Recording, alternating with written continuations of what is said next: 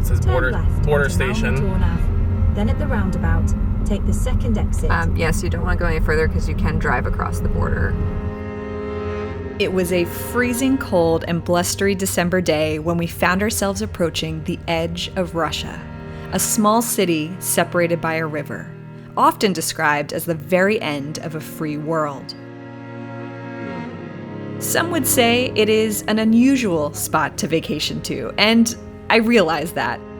So, while a day trip to the border and a top-secret Soviet town are in store, I'm also hoping to spend much more time in Estonia's capital city of Tallinn, or in the native language, Tallinn, learning the history, taking in the medieval architecture, and indulging in a bit of holiday spirit. It has only been 34 years since the country's remarkable revolution, and Estonians today proudly welcome in the curiosity of a global stage.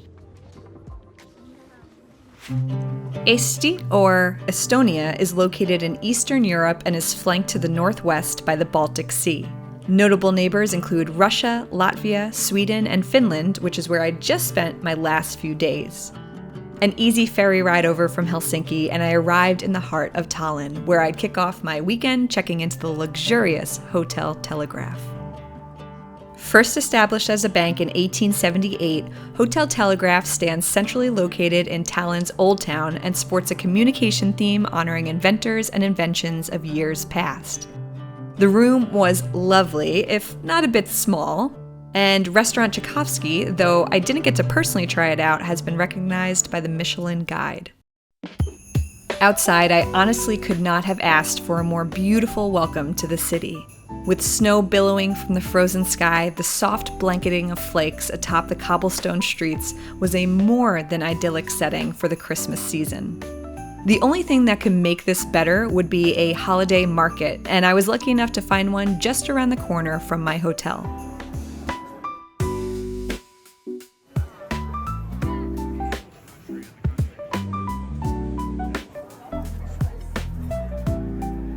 Joined by family, we happily perused the Elf House-style stalls, taking in the wide array of artisanal crafts and local treats. You want strawberry jam? Yes. Strawberry jam. For a city center, I would never expect to use the word intimate to describe the atmosphere, but in truth, that's exactly how it felt. It was quiet yet lively, uncrowded yet engaging. And it was a place where you could walk right up to Santa for a hug and get on with your night. Not to mention, the medieval buildings surrounding the square, in a way, tucked you into the vibe of it all. Town Hall Square has been a marketplace since the Middle Ages, and when it comes to the holiday season specifically, it is believed that the world's very first Christmas tree was erected here in 1441. Today, a 16-meter spruce stands as the focal point, greeting both locals and visitors alike. Even more inviting were the delicious smells emanating from the various stalls, and it didn't take long for us to dive right into the flavors of Estonia. Alex has the spicy Estonian mustard. Yes. Okay. We made sure to enjoy German and blood sausages with lingonberry sauce, jam-topped donuts, spiced mulled wine, and raclette. Should have done it before I took a bite out of it. No, it's better with the bite. But if I have to highlight a stand that we returned to multiple times each night of our 3-night trip, I have to give a shout out to the stall serving up Russian dumplings, or pelmeni. They were insanely good. Hello, we're back again. Can I have one more order, please? Sure. Thank you. The dumplings were adorned with sour cream, dill, chives, and fried onions. As for the drinks, while I tried the hot wine, officially known as glögg, I have to say my personal favorite was actually the non-alcoholic apple ginger cider, which was the perfect indulgence for such a chilly evening. Tallinn by night is an enchanting experience, and when you travel here during the winter, night falls somewhere around 3 p.m. With more than a few hours left in my day, I set off on a walk around town to get a better sense of where exactly I was. Tallinn and Estonia as a whole have a lengthy and complicated history, one which includes Danish, Swedish, Soviet, and German occupations over the centuries. It's a timeline that I'm still trying to wrap my head around, but the loudest through line I found while learning about the past was the tenacity of the Estonian people to hold on to their culture and ferociously seek to obtain and maintain their independence. In the most recent century, during the Nazi occupation of the 1940s, Tallinn was heavily bombed by the Soviet army, destroying over 5,000 buildings and killing hundreds of civilians. Surprisingly, most of the old town was spared, and today you can walk through the historic streets easily imagining what life must have looked like long ago. In fact, the entire Old Town city center is a UNESCO World Heritage Site, honoring the exceptionally well-preserved medieval corridors.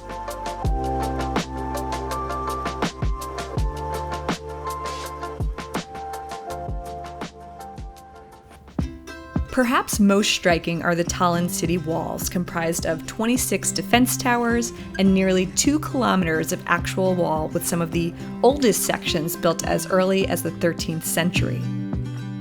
While I could see how its foreboding nature worked to deter possible invasions of years past, the present-day holiday lights and cheerful crowd ignited a more winter wonderland fairy tale feel, one which I was happy to explore. For a small admission fee, visitors can ascend one of the iconic towers and walk a small length of the wall, revealing unobstructed views of the picturesque streets below. I spent hours wandering the town, losing all sense of time, completely captivated by Tallinn's charm. It had to be one of the most alluring cities I've ever visited, and I just could not stop photographing what I was seeing. For me, photography and videography are my way of observing the details. What am I feeling? Where has my curiosity led me? I can't always put those things into words, but if you follow my lens, you'll have a good shot at piecing it together. With so much more to see, I opted to save the rest for daylight and head back to my hotel for some sleep. Tomorrow's adventure requires an early start, and I was not going to be the one to delay our plans. Today was the day we intended to drive to the Russian border. Over the next 3.5 hours, we will be making our way from the capital city of Tallinn eastward to Narva, a city roughly 153 kilometers or 95 miles from St. Petersburg. It was a straight, flat, and some might say boring road, with its only defining characteristic being the increasingly snowy conditions. The terrain, masked by the weather, is actually home to Estonian bogs or wetlands emerging from the last ice age. They are a beloved landscape of the country, offering up countless plant and animal species, none of which we were fortunate enough to discover today. It's very light. You might be wondering why this road trip is even happening, and the answer is simple. I was curious to observe the Soviet influence. Most of my life, Russia has been described to me as an evil empire, though my personal beliefs see the government and its people as vastly different entities. The government is currently engaged in an active war with Ukraine. And when it comes to Estonia, the Soviet Union most recently occupied the country between the 1940s and 1990s. Estonia gained independence in 1991 after the collapse of the USSR and a singing revolution. Yes, I said singing, look it up, it's an incredible story. But the impact of the Soviet regime is still evident in the eastern regions of the country. I guess I was intrigued to compare what I considered to be the modern-day city of Tallinn to what the country must have felt like not too long ago. Perhaps it would give me a greater perspective on the success of Estonia's independence today. After a brief detour for a car crash and a pit stop at a nearby gas station, we finally started seeing some inklings of decades past, and then came across towns whose urban design strongly echoed that of Russian neighborhoods just across the border. In particular, the pattern of apartment blocks and roadways felt strikingly similar. Folks were out and about making their way through the snow with seemingly more foot traffic than vehicle traffic. Oh my god. Okay. Before long, we arrived in Narva, Estonia's third largest city, and instantly felt as if we had exited the EU. Signposts were a mixture of Russian, Estonian, and English languages, and the architecture was a brutal compilation of dull, unimaginative, and clearly made out of necessity buildings. There was still a sort of unspoken vibrancy to it, though, with pops of Christmas decor adorning numerous thoroughfares and a resilient hustle and bustle of locals outside going about their days.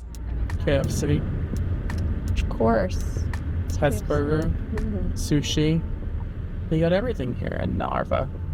Narva's golden age was said to be during the 17th century under Swedish rule. The downtown area used to be a beautiful blend of Baroque-style architecture, but was almost entirely lost in battle during World War II.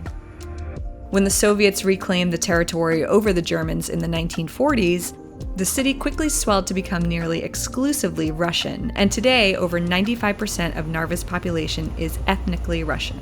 I mean, we could probably park and walk if you We want. can. There's a riverfront promenade.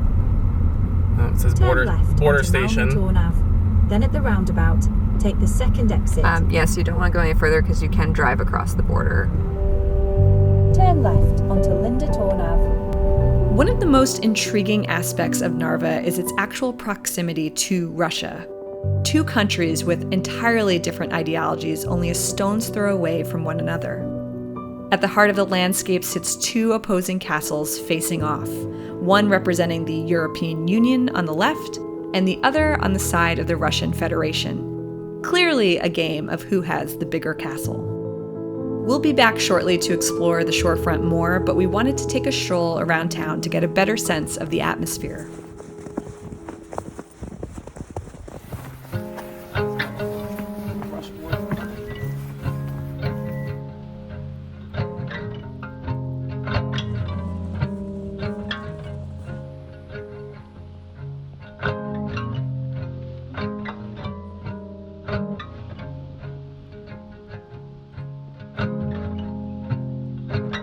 Almost immediately, we stumbled upon the official border bridge. Despite my earlier nerves of accidentally driving across it, I quickly realized that that was never a possibility. The bridge was recently closed down to vehicular traffic and now services limited pedestrian crossings only. And of course, you'd need the appropriate documentation to qualify. I was surprised to see how many people were standing out in the snow waiting for their turn to enter Russia.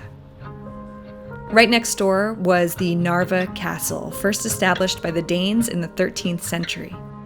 With the Narva Museum nestled inside the fortress walls, I felt it was a good place to start as we hope to learn more about the history of the city. In the following century, Narva was depicted in several travelogues and books. A handheld audio guide led us through the castle, making stops at various exhibits and through ever-narrowing staircases. It was a comprehensive collection of artifacts and information, and was even sporting subtle nods to the holiday season. Very traditional Christmas tree. As we climbed up, the view over to Russia became exceedingly evident. But you could see people walking across the bridge, like families. And before we knew it, we were navigating the upper perimeter of the castle with unobstructed views of Russia's Ivangorod fortress. Though dramatic in scale and tense in nature, the scene felt oddly peaceful. Across the river and separated by one of the harshest political boundaries in the world, families built snowmen and waved over to folks on the European side. The Russian flag billowed in the wind above. My brother was quick to notice a border patrol camera anchored to Narva Castle. We watched for a moment as it surveyed the area. The Estonian flag stood proudly nearby. On the Narva side, we saw the common humanity of its people. Kids here, just over 100 meters away from the Russian children, also played in the snow while the local fishermen lined the shorefront. Understandably, there's a lot to unpack here, politically, emotionally, and culturally, and I'm not about to speak for an entire community after only a few hours in town. I am grateful, however, to have had the opportunity to observe it. A life that seems so distant from my own, yet filled with folks who, like me, are just trying to do their very best. Cafe latte, cappuccino with chocolate. flat white. But I have a lot here. Yeah.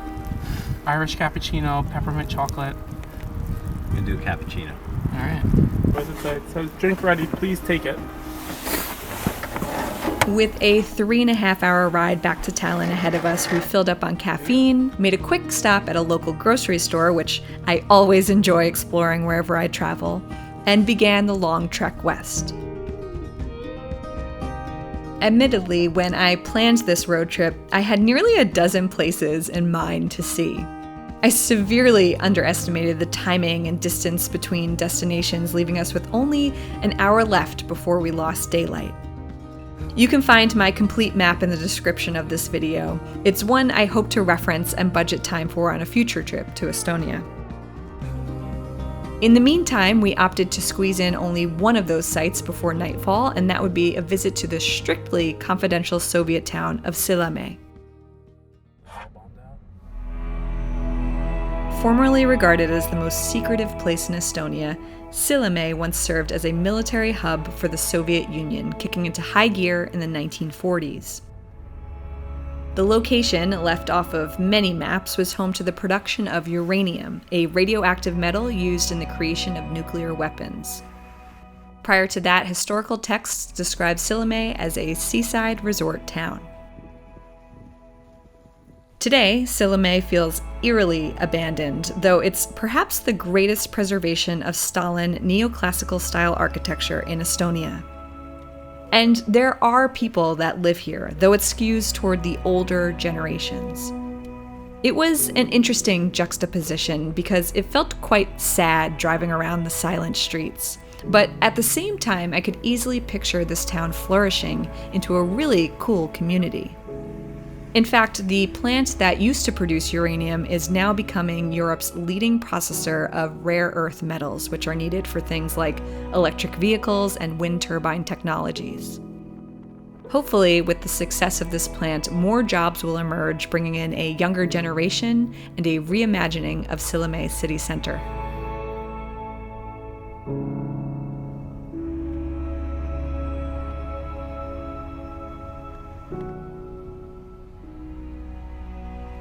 Our evening concluded with a tasty dinner at Peppersack back in the heart of Old Tallinn. The restaurant, named after a successful spice merchant in the 1500s, is a beautiful space exuding medieval vibes and a delectable cuisine. We ordered a few courses, which we split around the table before calling it a night after a very, very long day.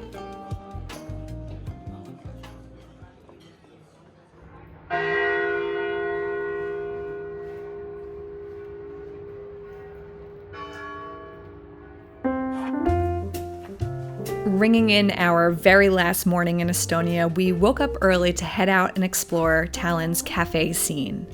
Very close to the hotel, we came across the dreamiest little breakfast nook serving up warm pastries, teas, and chocolates. We grabbed a few treats and settled into the eclectic dining room.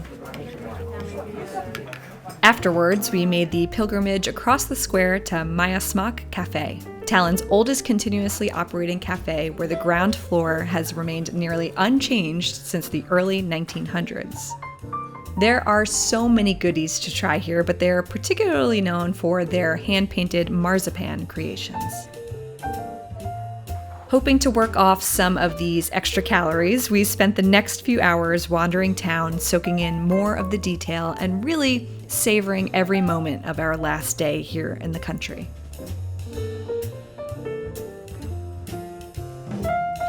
There are a few viewpoints overlooking the streets below, which finally gave us a somewhat aerial perspective of the walled old city, and importantly, its contrast with the modern buildings flourishing just beyond. If you're interested to learn more about Tallinn's history, I'd recommend paying a visit to the town hall, apparently the oldest surviving town hall in Northern Europe. In addition to the historic nature of this 13th century building, exhibits offer a glimpse into life during the medieval times. Admittedly, I found myself drawn to the detail of the building, with decaying facades and curiously cryptic paintings. I also appreciated the view of looking over the Christmas market outside. For our final meal of the trip, we booked a table at Rataskaevu Gustaist, which is going to be the only time I attempt to say that. Don't let the tricky name deter you, this food was to die for. As a starter, we enjoyed the Jerusalem artichoke cream with king trumpet mushroom and 3-cheese pie. And for our main course, we split the breaded chicken fillet and pork ribs accompanied by a vitamin drink. On the way back to our hotel, we popped over to the Christmas market for dessert, and I can now say that if you want to have the quietest experience here, come later in the evening on a Sunday. You won't be disappointed. For a country I knew virtually nothing about, Estonia and its people completely welcomed us in. The hospitality, storied history, and evident sense of pride is what made up the character of this nation. It opened my eyes to new cultures and encouraged me to continue pursuing destinations less traveled. And with any luck, my plane might be too frozen to send me home. I can't wait to return. Until next time, thank you so much for watching.